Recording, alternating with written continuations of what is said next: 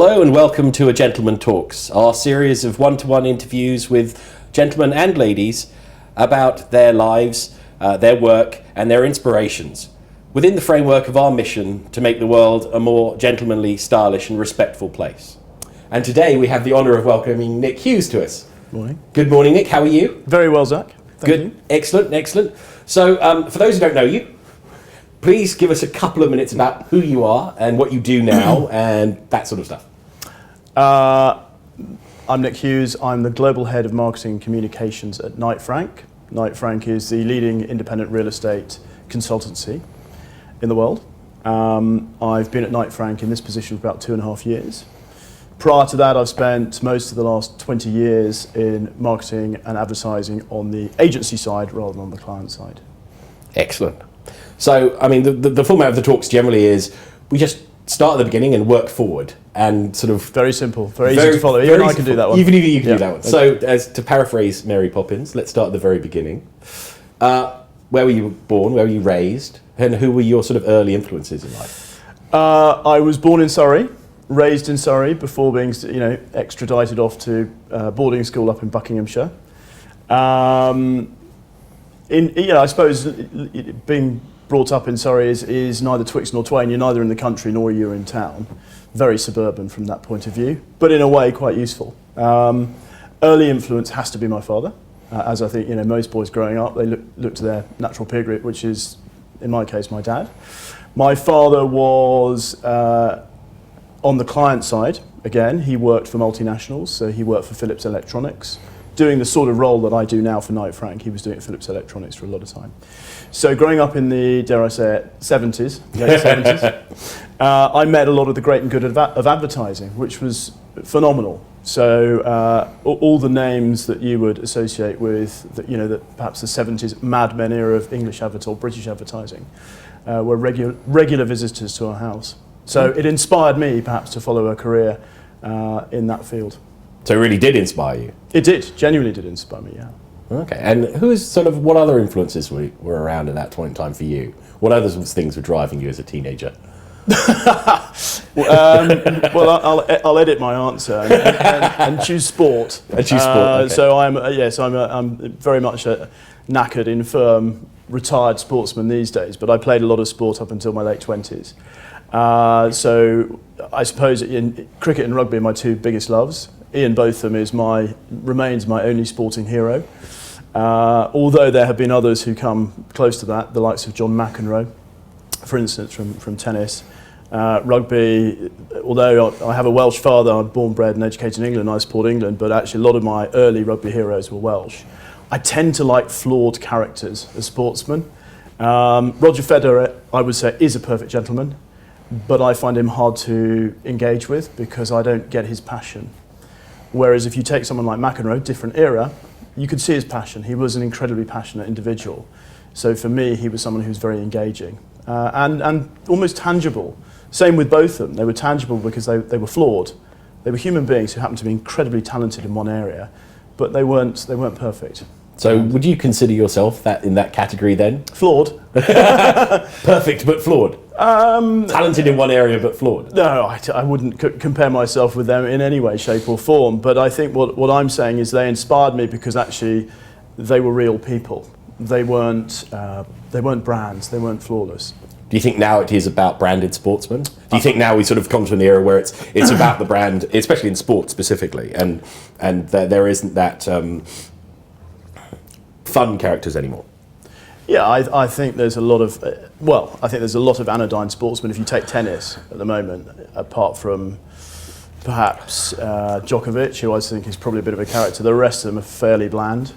And most individual sports, there aren't that many characters compared with, if you take golfers today compared with golfers in the 70s, the likes of Trevino, for instance, fantastic, interesting people. And I don't think you get the same richness today. It's part of society, generally. This creation of a brand rather than let the personality develop. But I mean, I'm very conscious of my brand as a person, but I'm also conscious that it has to be authentic. And do you think that the problem is that people, it's the brand is me as I am the brand, but I am conscious about my brand, but I'm not I don't I don't hide my flaws, I don't hide my problems, and that sort of side of things. But do you think nowadays that there's sort of everyone's so aware of the media that they don't want to show their flawed side until it actually bursts out, like sort of the Tiger Woods thing, where everyone thinks he's like this, and then the flaws come hammering down? Well, I think you hit the key word, which is authenticity. If people are themselves, generally, to my mind, they're more real people, they're more engaging, they're people who will inspire. And actually, if you're seeking a perfect gentleman, authenticity is a fundamental attribute, to my mind. No, absolutely. I think that's very true. You went to boarding school. Yes. And weirdly, we were having a discussion yesterday about the sort of the slander that's gone on with public schools. It's sort of like, oh, he's a public school boy. And that's kind of, if you said that about other things, discrimination. It is a form of discrimination, yes, of course. And I mean, I'm a public school boy as well. And you kind of go, well, actually, I wasn't the normal public school boy, and I wasn't, the typical one. And I think that they have that sort of discriminatory, they're a public school boy. Do you find that? Yes, in certain areas you can do. But again, it comes back to being authentic. You can be a type, and let's be honest, you went to school, there would have been public school types, and you'll have met public school types in life. People who trade off the fact they went to public school is not good enough. It's about who they are as they develop. So, is there discrimination? Yes, of course there is. But actually, if you're a decent human being, you're a decent human being, irrespective of what your background is. That's very true. So we won't name the school, but how did you enjoy your time there? How did it influence you as a person? I loved my time there. It was good and bad, to be perfectly honest with you, but overall I loved it. Most of my good friends, my great friends, are from my school days. It was full of opportunity. I mean, that's why you pay, well, that's why your parents pay. It was incredibly good from a networking perspective, in as much as you meet people from all walks of life, or from all backgrounds, certainly. Not just the quintessential moneyed households. So I loved it. I absolutely loved it, yeah. What was your favourite memory? Honestly, playing my first game for the first 11 cricket. Really? Sad, isn't it? No, it's not sad. It's brilliant. That's great. So, I mean, the sport plays a huge part of your life. I know that you're a big, passionate supporter of sport currently. So, did you think I want to be professional at that point in time? No, I think I knew from a young age I'd never be professional in any sport, unfortunately.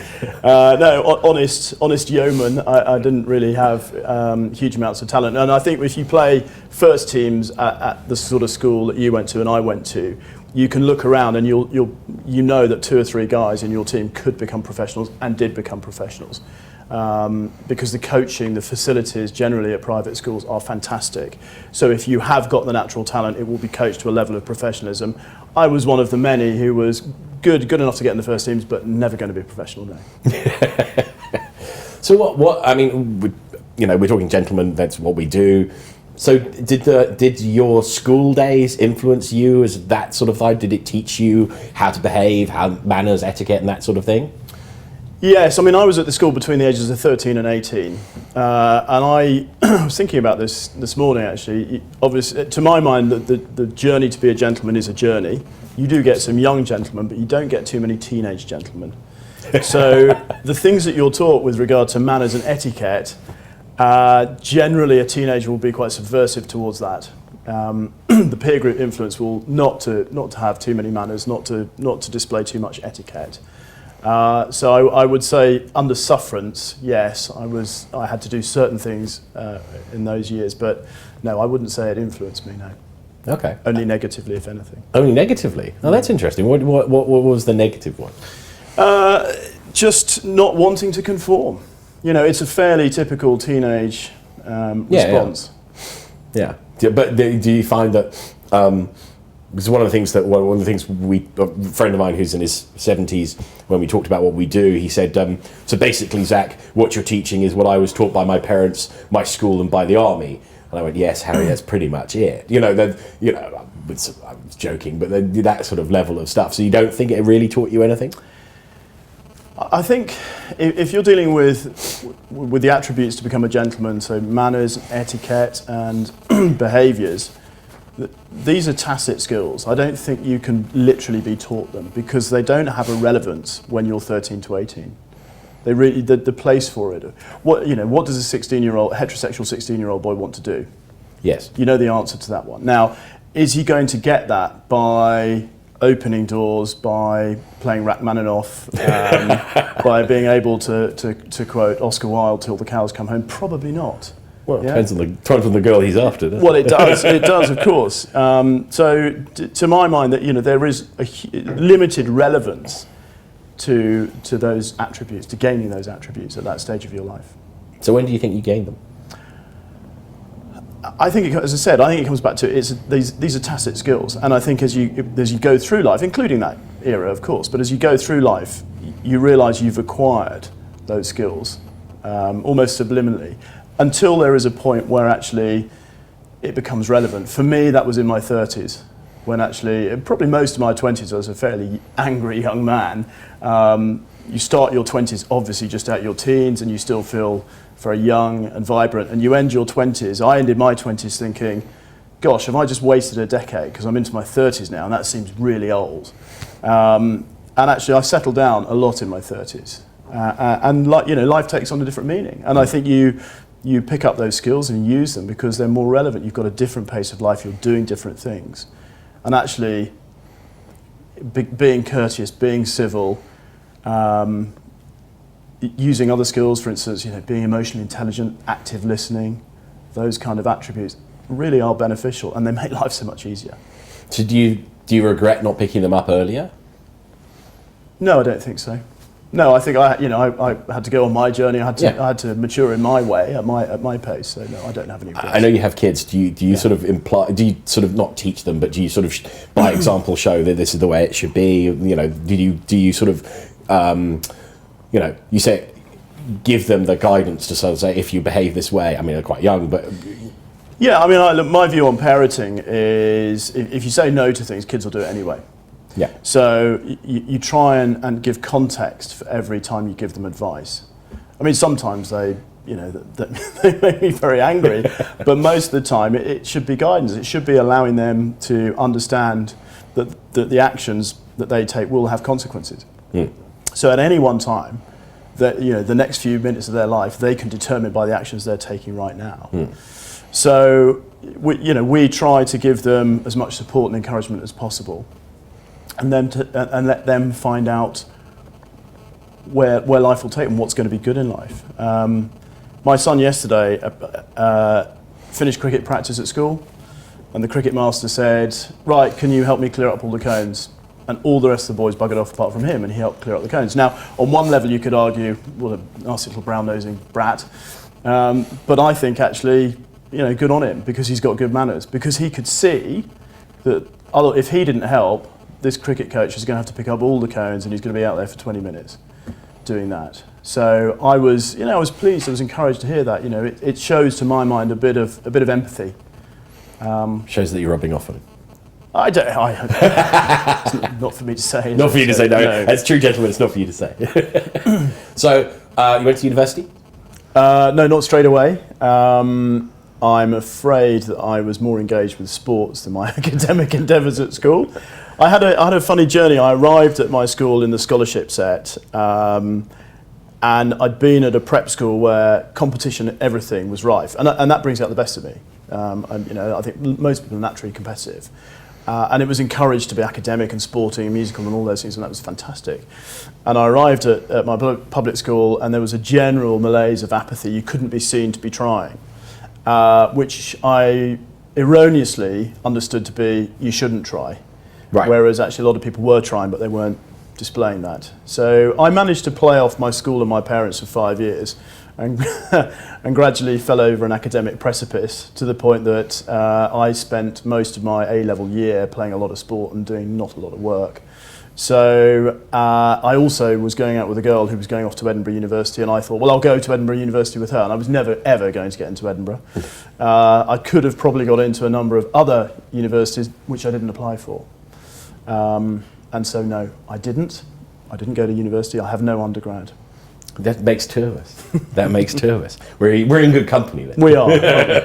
There's a few of us. No, so what did you do? What happened next? I spent a few weeks nervously anticipating the arrival of the envelope that had my A-level grades in it, wondering how on earth I was going to deal with my parents who just spent a colossal fortune on my education for what was going to be, I suspected, a very poor result. And so I did what every 18-year-old did, which was to disappear 10 minutes after opening the envelope. Went off to stay with a mate of mine in Yorkshire for a week to let the dust settle. Very spineless. And by the time I came back, of course, all the crammers were full, all the the placements in other universities, other courses all gone.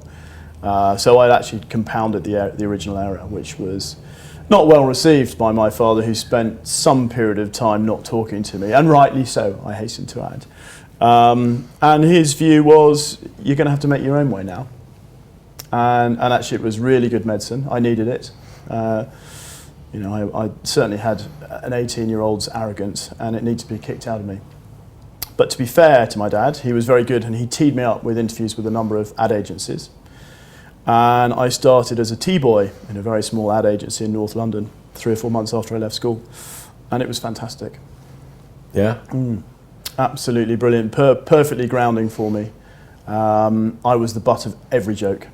And I was mixing with people that I would never have mixed with otherwise. And I was a freak, because I was an 18-year-old straight out of public school, and therefore unique in that particular agency. Right. So I was great sport for them. Yeah. I bet. How was it working like that? I mean, did you sort of take to it quite quickly? I loved it, if I'm being perfectly honest. I loved it. I looked at my friends who'd gone off to university, and they were having great times. Of course they were. But for me, this was real world. And I really thoroughly enjoyed it. I took the teasing. I took the wind-ups. I learnt from it. And I wanted to get on. I'm fairly ambitious, so I spent a lot of my time plaguing the creative director, the client service director, the managing director, with questions. I was in early, I would work late, I would ask them what was going on. I was being paid a pittance. I didn't really care about that. I just wanted to learn the business, and I loved it. It's interesting, because I didn't go to university like you, and I went to work quite early, and I worked, my parents even earlier than that, and I liked working. I liked the earning money and the doing stuff and going out and doing stuff, and as my peer group were at university and spending money and drinking and having a good time, and then they go, oh yeah, we're off for the summer, do you want to come? And I'm like, no, I actually have to work. Yeah, I've got 4 weeks holiday. I can't do that. Yeah, exactly. I can't bugger off and go to Thailand for 3 months, which would have been nice. But yeah, no. So I think it was interesting. I really liked that too, and I think that formulated my sort of early career path. So you said you questioned the guys all the time. Yes. So one of the themes that's coming through of the conversations that we're having is that sort of desire for knowledge, but not traditional desire for knowledge. So do you find that about yourself? Are you a voracious reader? Do you sort of want to acquire sort of information about stuff all the time? Because I know where we met through the MBA. That's kind of, we both sort of did that quite late in life. Is that kind of you? Yeah, I think so. I think it's really important to continue learning about things, anything that interests you. Certainly, I've got a holiday coming up. I probably should pack my case full of trashy novels, but I won't. I know I'll take books on the theory of marketing and social media trends and stuff like that, which is what I do now. This is, that's my job. So yeah, I do have a thirst for knowledge, and actually I think that's probably quite a healthy thing to have. Yeah, I think it's very healthy. Again, it's very funny because I also have a holiday coming up, and exactly the thing I was thinking. Oh, there's all the nice trashy books there, and actually all the books I'm going to bring are sort of all the sort of psychology and gentleman books and all the sort of other stuff that I'm kind of fascinated about at the moment. Talking about holidays and travel, you travel a lot for work. I know this. A bit. Well, yeah, and you have travelled. Yes. A lot. Yeah. What's your favourite place in the world? I have a few. London has to be one of them. Excellent. Yeah. I love Cape Town as a city. I think Cape Town is a fantastic place. I'm very, very fond of Cape Town. I love Australia. I think there's something quintessentially Australian cultural, if you know what I mean. They don't have culture in our sense, but they have their own culture. And I find that dealing with or being with Australian people, and I have many Australian friends, they are like Brits without the barriers, just much easier to get to. Lack of bullshit, really. So spending time in Australia is always a good thing for me. Beyond that, Asia Pac, a lot of the Asia Pac countries are fantastic. I love travelling around there because it's just very exciting. I mean, particularly what's going on in China. You know, where China will be, well, where China already is, but certainly where China will be in 20 years' time. You know, the epicenter of capital wealth is heading east at a rate of knots. So, you know, we as British people and this country, we need to know where our place is in the world, and it's moving. And we need to move accordingly. Yeah, I mean, 20 years ago, it'll be all about breaking America in Britain. It will be about, we've got to break America, we've got to break America, that would be successful. and you still hear people saying that, and they're kind of going, no, you've got to break China, you've got to break China. China's actually the one territory you should be breaking. Absolutely, yeah. You know, 1.4 billion people. Exactly, exactly. One of the other themes that's coming through our conversations is sort of travelling around the world, and sort of Britain sort of has, when it was empire, exported its manners and etiquette and sort of its traditions around the world. And it seems that, in our experience and the themes that we've had, is that everyone else seems to do it better than we do. You know, it's sort of forgotten in the UK so much. You know, the present company excluded, but it's kind of one of those things where, you know, do you find that when you travel that certain places, not everywhere of course, but certain places seem to be more mannered and more caring and compassionate and considerate than others, or is it sort of we're becoming this homogenized world now? I think there's always going to be differences, local flavours, and I think we need to celebrate that. I work for a firm that is British. It was founded over 100 years ago, and we are now in 44 countries around the world. And actually, part of the brand of Britain is a really good thing. You know, there is the heritage, the legacy piece about Britain, and certainly some of those aspects and benefits are really useful overseas.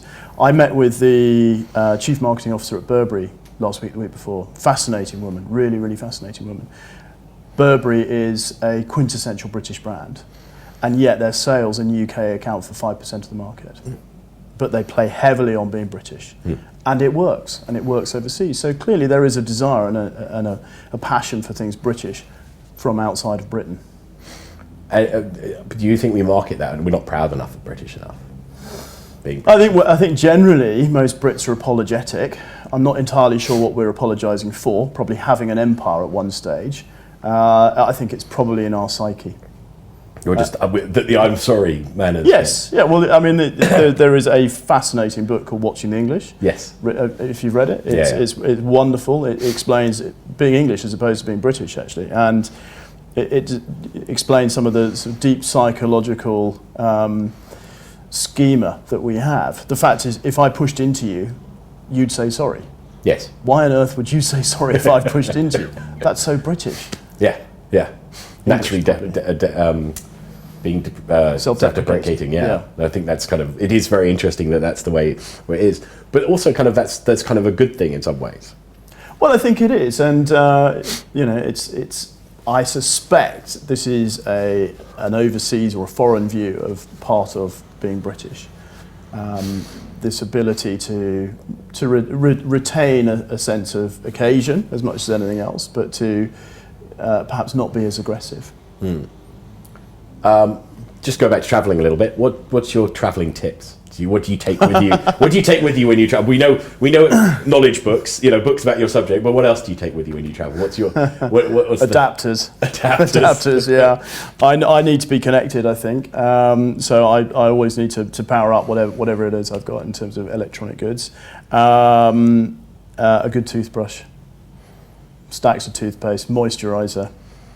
A good gentleman moisturiser. And I definitely overbid on underwear. Okay. Definitely. You never know. You never know. You don't. Everything else you can buy. Yeah. Yeah. I mean, obviously, things like lightweight suits are pretty handy. But no, I'd recommend underwear. Underwear, okay. Yeah. Sam, who's passionate about his underwear, is one of our the third perfect gentleman, and he's passionate about his underwear, so I'll be happy to hear that. Are we going to have to talk underwear later? No, you're okay. Good. Okay. I was kind of hoping I've done it with that Yeah, comment. you've done it with that comment. Move It's fine. on. You're okay. You're okay. You're good. You're good to go. Good. Talking about clothes. Let's talk about clothes. You're a very stylish gentleman. You're very kind. When did you sort of come into your own sort of style? I mean, I'm sure we grew up relatively the same area, and the 80s was a particularly fashion nightmare. But when did you sort of come into your own and sort of go? I know you have to wear suits for work, but I know you're very stylish outside that as well. When did you come into your sort of style? When did you think, oh, I've got a style. I want to portray myself this way. I want to dress this way. I don't know if I'm not conscious that I have a particular style. I'm more discerning with what I buy, and certainly that comes with age, and probably mid-30s onwards. Up until that point, I would probably try stuff that perhaps I didn't have enough self-awareness that it would look rubbish on me. Might look fantastic on someone who's 6'3" and 12 stone, which is not necessarily my body shape. I think you live and learn from your mistakes. So probably mid-30s onwards, and certainly as I get older, I'm even more discerning now. And do you think you have? Did you say you don't think you have a style? I wouldn't say I follow a particular genre of style. No, not at all. Whatever my style is, I don't know. I know what I like, Zach, but I couldn't tell you. So what do you like? Well, I like suits to feel comfortable for a start. Suits have to be well cut.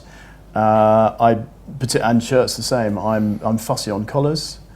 I don't do things. I don't wear shirts with pockets. I generally wear white shirts 90% of the time. I'm afraid it's white shirt. Staple of a gentleman's wardrobe. White shirts and black socks. I know it's not particularly off-piste from that point of view, but actually, I think a white shirt just offsets everything really well. And where do you get your suits from generally? Or do you go tailors or? A bit of both, actually. This one is a Richard James, I think. I bought my first Spencer Hart a couple of weeks ago, which is lovely. That will make the odd infrequent appearance. And yes, I get some made as well. Do you like the experience of going to a tailor and having that? It depends on the tailor, actually. Yes, sometimes there are some fantastic tailors, and I enjoy the experience. And other times, I do feel like I'm being prodded and poked by Tom Courtenay in The Dresser. So. What's your? Excuse me. So what do you do? What's a casual Nick? What's the casual clothing Nick? It is jeans. It is. It's jeans. Yeah, it's jeans, and I do dress down at the weekends. And funnily enough, I was listening to 2 or 3 of my colleagues. Most people in my team at work are in their late 20s, and I overheard 2 of the girls saying, "God, any man wearing jeans who's 40 plus, that's just so wrong." And I perked up, and then they were saying, yeah, or fat men with jeans. And I said, okay, I'm running out of options here. What have you got for me? But no, it's jeans. I think that jeans, certainly 20 years ago, there weren't the variety and options in jeans that you get now. I wear a lot of 7 jeans because just the cut is good. The cuts are good. They have many cuts, and they seem to work for me. So yeah. So the Jeremy Clarkson jeans, man. Well, I kind of hope not, but no. As we jokingly refer to them as the devil's trousers. So one of Nick's friends refers to them as the devil's trousers.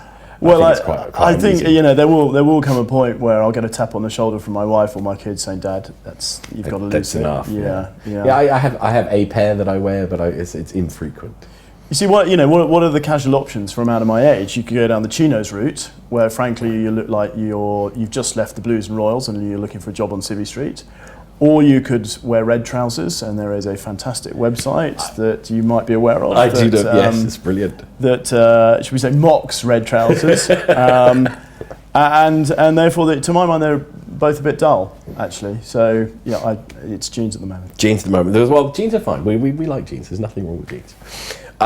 So in your current role, what sort of embodies, you're very successful. Actually, let's go back 2 steps. You started your own business. I did, yeah. Why did you do that?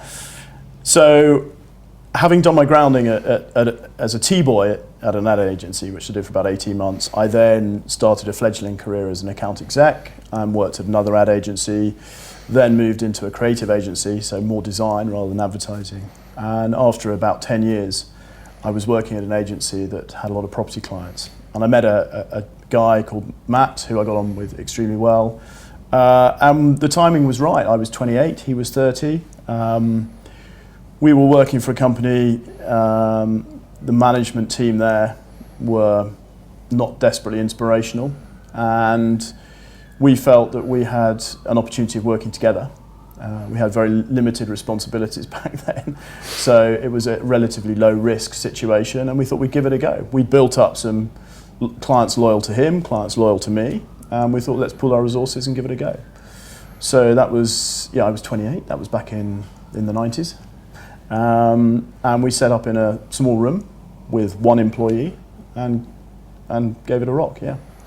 But were you nervous about doing it because you had a stable you could have continued down the career path, but you chose to do that? What was your motivation to do it then? Did you think I just can do better? I don't want to work for someone else anymore. I think that's right. I didn't want to work for the people I was working with at the time, actually, because I didn't respect them. They were. I won't go into it in any detail, but they weren't inspirational people. So I didn't want to work with them or for them, and I had always had a yearning to run my own business. And so these were 2 motivating factors. And clearly I'd met someone who I thought was a decent human being, but B, someone I could definitely work with. And we had similar values in many ways. So we wanted to do something good together, and it was very low risk. I had no mortgage, I had no kids. I backed myself, frankly. Yeah, went from the safe environment of having a salary every month to starting afresh with your own balance sheet. That was exciting to me. I know a lot of people would find that terribly nerve-wracking and abhorrent, but actually for me it was very exciting. How long did you run your own company for? We started in the end of 1995. And it's still going today, but I unfortunately got cancer in 2006, so I had to sell my shares and leave. We'll talk about that in a minute, if you don't mind. Sure. So did you? So you had this very successful company. You worked very hard. We talk a little bit about inspiring. One of the things that a gentleman should be doing is being inspiring and leading. Did you find that challenging? Did you find that fun? What was your tips for leading a company? I found it. I wouldn't say I found it fun. And at the time, I don't think I was inspiring enough. I think it's very easy for me to look back now on those 11 years and think, well, I did okay, but I made some fairly fundamental mistakes as well. For instance, we went from being 3 people at the kickoff to about 8 or 10 people fairly quickly.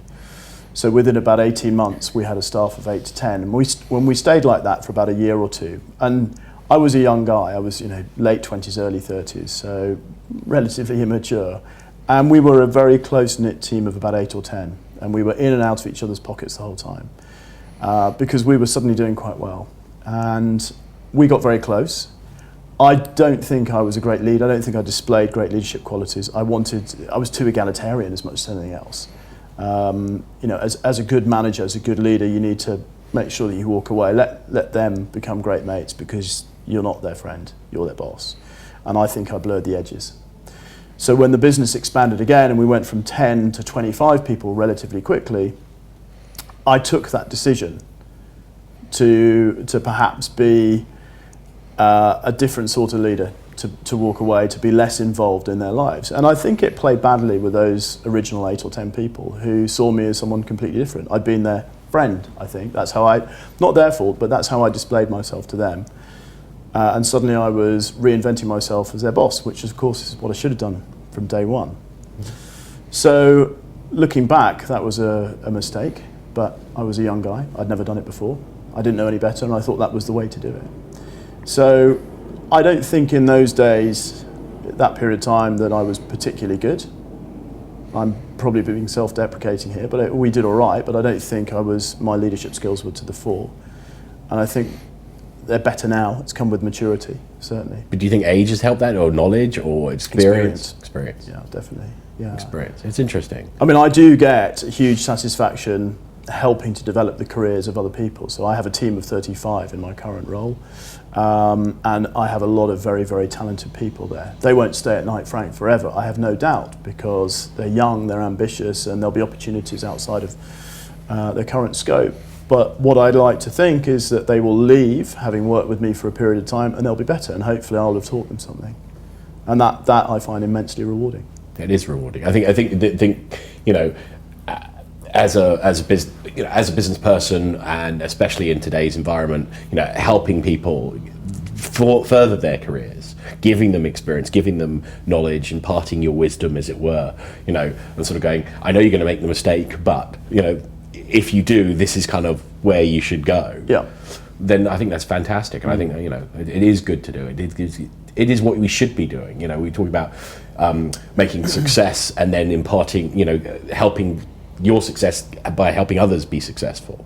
Isn't that how we make society better? Exactly, absolutely, totally. And I think, you know, I think one of the reasons that we had the issues is that got lost, and I think that has been lost. You know, there are not enough people doing that. No. In business. Absolutely. And I think that, you know, that needs to fundamentally shift.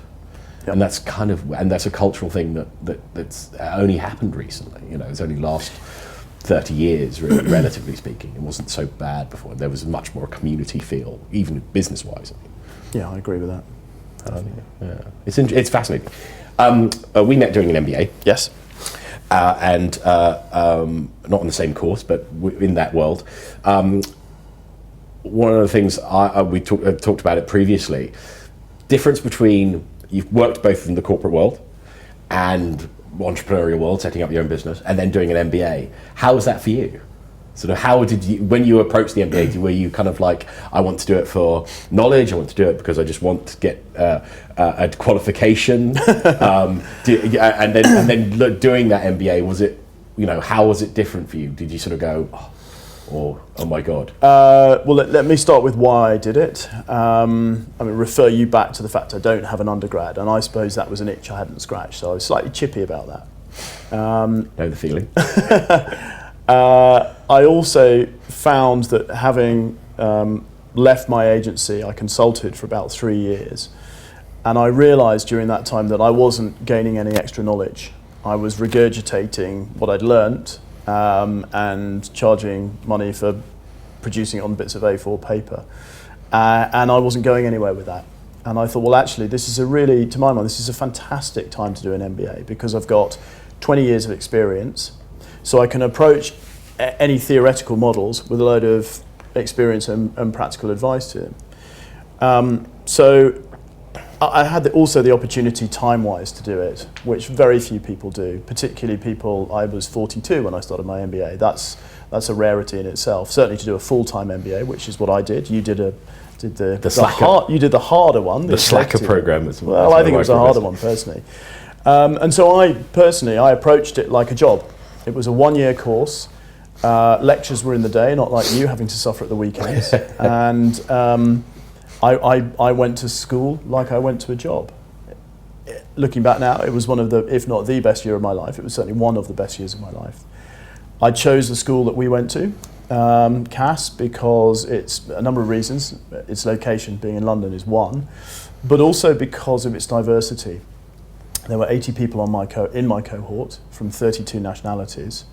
And what I didn't want to do was to spend 1 year sitting down in a room with white middle-aged men, because I do that for the rest of my life. I wanted to experience people from all walks of life, from all ages, from all backgrounds, and they were all fascinating people. I wouldn't say I like them all, but they were all fascinating people who had a backstory that was very, very interesting, very different to mine. So it was a memorable year from that point of view. It's also, if you think about it, it's the only time in your life where there's true equality. There's no, at school you get peer groups and age groups, and you get prefects who'll bully the younger boys and all the rest of it. So there's always a pecking order. Work, there's a natural pecking order. You start from the boss and you work your way down. With an MBA cohort, you get 80 argumentative, self-important people, and there's no hierarchy. They're all on an even footing, and that has its own very special dynamic. That's very true. That's very true. What was the biggest takeaway from it? What was your biggest learning from it, knowledge-wise, not experience-wise? What, academic learning? Yeah. Well, just knowledge. No, not necessarily academic. You want me to repeat the formula for the Gordon growth model? I can't. Certainly I not, can't no. remember it. No, don't worry. Neither can I. Don't worry about it. Is there one overall taking? This sounds very cliched, but it's actually the friendships. The friendships I've got from it, and a network of people literally around the world. Because you went through it. It's very like it's academic version of Sandhurst.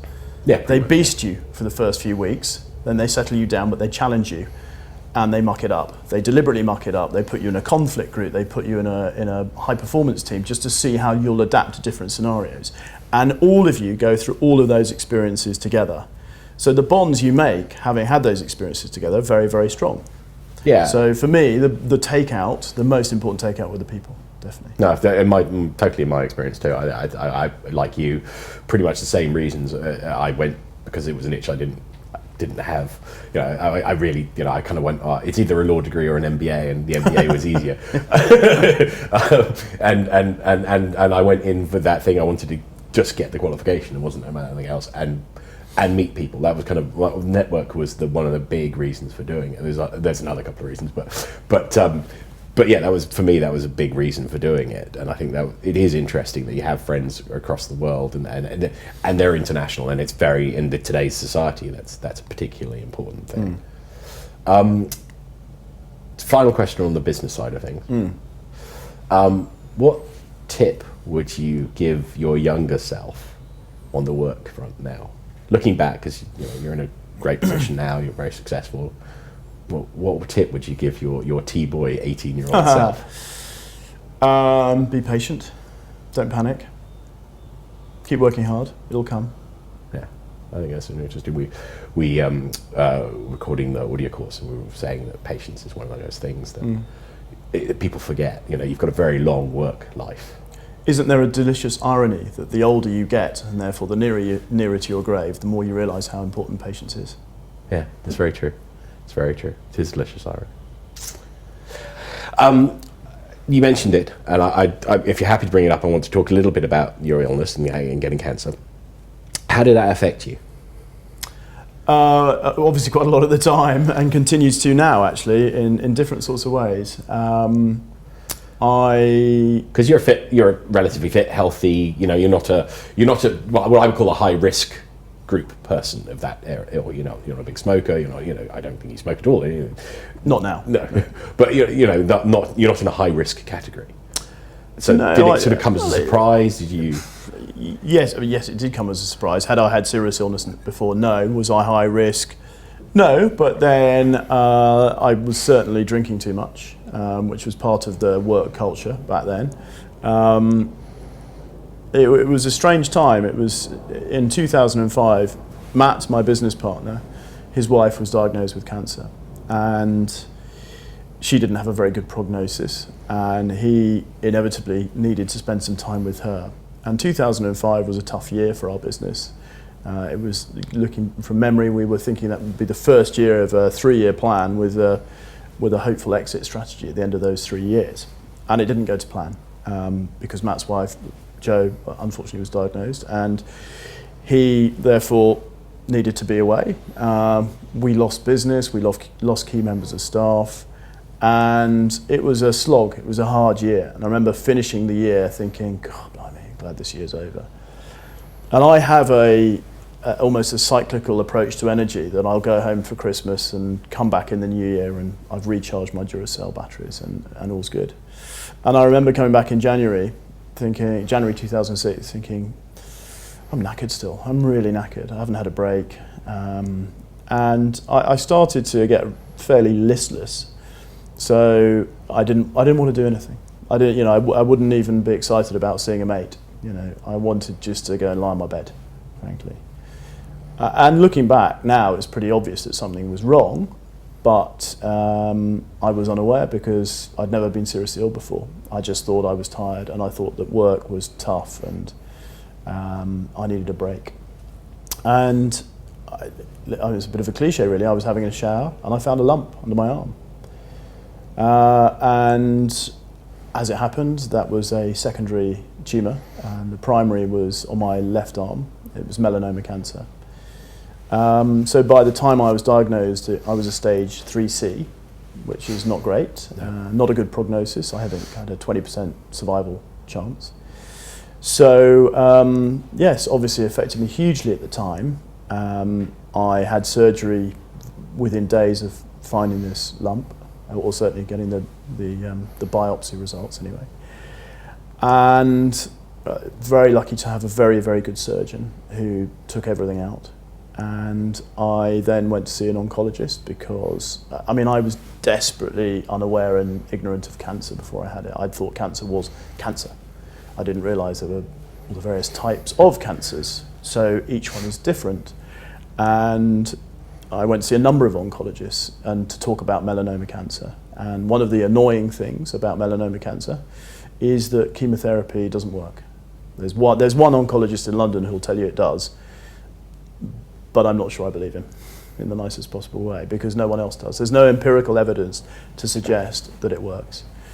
So I felt, Christ on a bike, I've got to fight this with one hand tied behind my back, in as much as I've had surgery, so the visible tumours have gone, but obviously with cancer, one cell is one cell too many.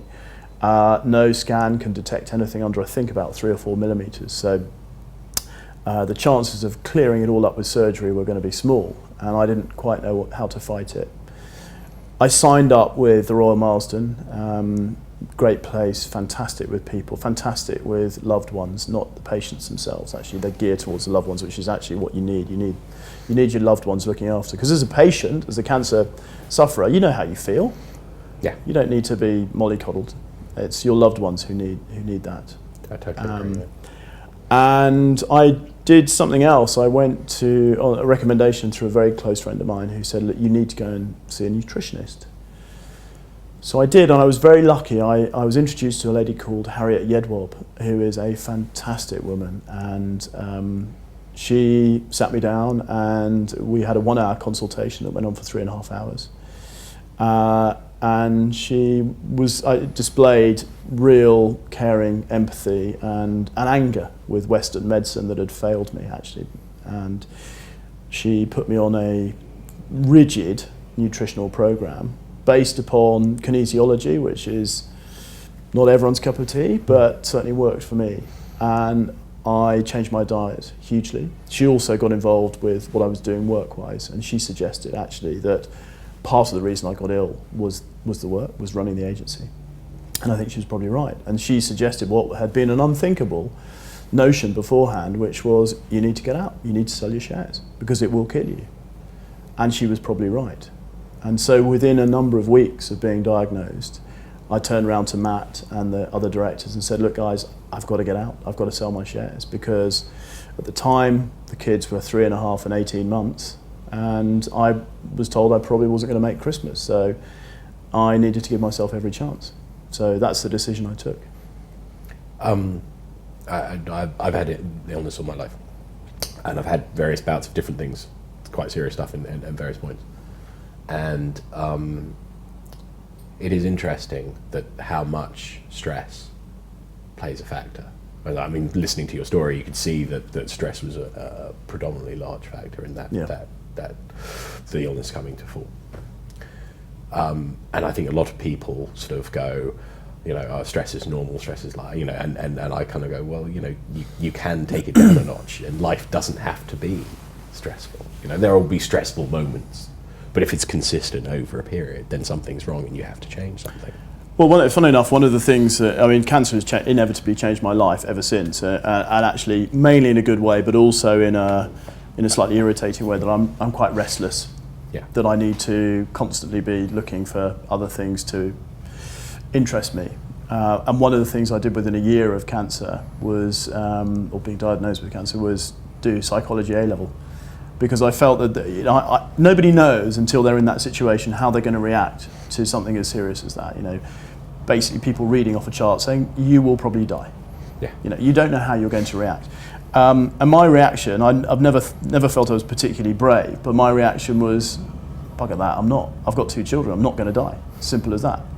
And I never wavered from that thought, and I honestly believe that that's why I'm here today, as much as anything else. And I thought that was very interesting. Why did I react like that? Because there are other people, and there are many, many cases of this, where they're told they have cancer. I mean, a lot of men who are told they have testicular cancer, stage 1, so a 95% survival chance, they can't get beyond the cancer word, and they'll turn to the wall and die. And that really interests me. So I ended up doing psychology A-level to just have some idea of how we structure our thought processes as much as anything else. And part of that course was looking at the long-term physiological effects of stress, actually, and it is there. So yes, anyone who says you can deal with stress, you can't deal with stress. You secrete you secrete adrenaline constantly. I can't remember the name of it, cortisol or something, but after a while you will get ill. It's as simple as that. Yeah, it is. No, I think it's fascinating. I mean, one of the things that it's that great thing, isn't it? When you go on holiday for 2 weeks and you come back and you've stressed about before going on holiday, getting it all sorted, getting everything done. You come back 2 weeks later and the world hasn't ended. Right. The deals are still going on, the work's still there, and you're like, oh, okay. So, sorry, go on. Yeah, I was going to say, how many times do people get ill just when they're going on holiday? Yeah, absolutely. Because you're saying to yourself, you can get ill now. You're allowed to get ill. Absolutely. Well, we talked about the mobile phone etiquette the other day, and it was very amazing because I just I put my phone aside. I don't phone people back any. I don't answer the phone if I don't want to. I put it to one side. I'm very much of the, I'll get to the email when I get to it. Yep. And I'm people will have to deal with that, and I'm not an immediate responder to stuff just because I don't want to bulk that day out like that. Don't want to run my life like that, and I think that's an interesting thing. But that comes with confidence. That comes with the security of feeling comfortable in your own skin. True. Because your 25-year-old self, if you had the same technology, you probably wouldn't do that. You would probably think, I need to answer that. How am I going to be perceived? I'm not sure. I need to do this. This is what's expected of me. Probably, yeah, maybe, but I don't know. I was probably, young. Yes, my 18-year-old self definitely, Okay. yeah, but I don't know, 25-year-old self maybe not. Anyway, it's now time for our 10 questions. Good.